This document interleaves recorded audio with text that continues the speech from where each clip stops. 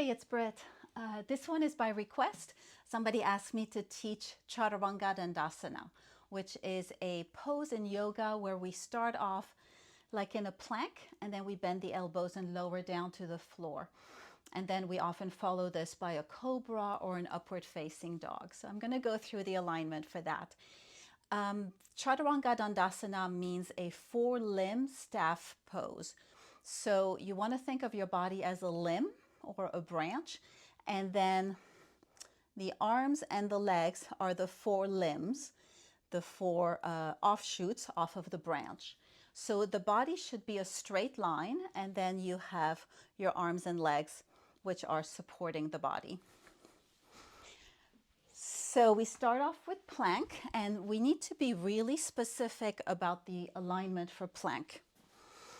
So I'm going to start off by spreading my fingers really wide, pressing the knuckles down into the floor, and then coming into a plank pose. My mat is rolling. Okay. So first thing, the body's in a straight line. I'm going to bring my awareness to my spine, and I want to just be sure that the spine extends forward and that my neck is an extension of my spine.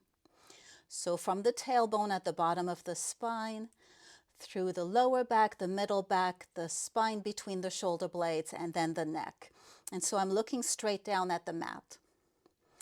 Then another thing I want to do is bring my awareness to my belly and pull the belly button up towards the spine. So it's a very subtle movement.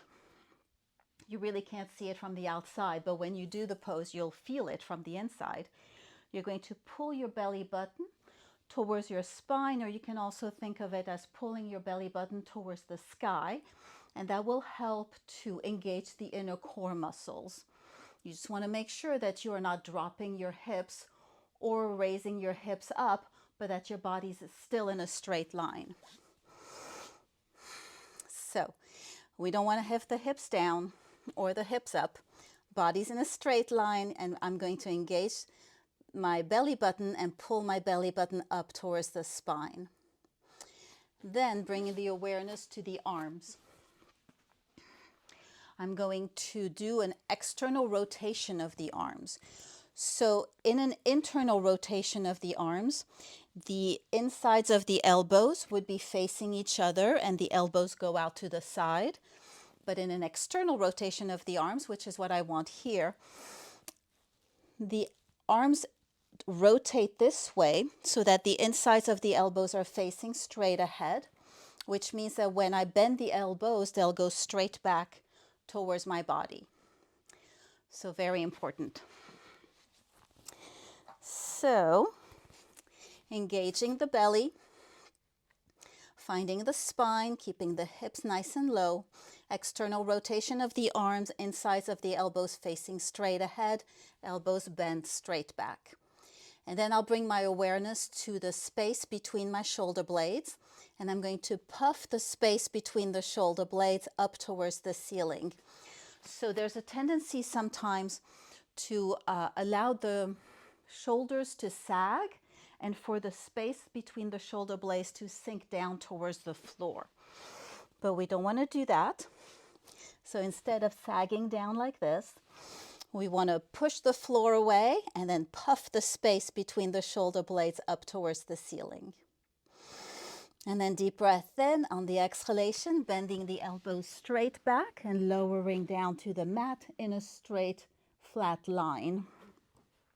So sometimes people will lower down and do like a mild back bend. So they'll kind of like lower down this way, and then the body comes forward. Or to come back up, they'll do the reverse, push forward and then back. Not for Chaturanga. We really want to come down in a straight line. So from here, deep breath in. On the exhalation, bending the elbows straight back and lowering down. And you can practice coming back up in reverse. So strong belly, and then pushing back up. So that's Chaturanga. And then how to transition from Chaturanga Dandasana to Cobra or upward facing dog. So remember, Cobra, the hands are on either side of the chest. Upward facing dog, the hands are on either side of the waist. Very important because that's how you protect your lower back. Cobra, the elbows are bent. Upward facing dog, the elbows are straight. So from plank, I'll start with Cobra. Deep breath in. On the exhalation, bending the elbows. I'm going to lower all the way down to the floor, flip onto the tops of the feet, and then come up in a Cobra with the legs on the mat and the elbows bent. And release. And then I can come back up in a Chaturanga,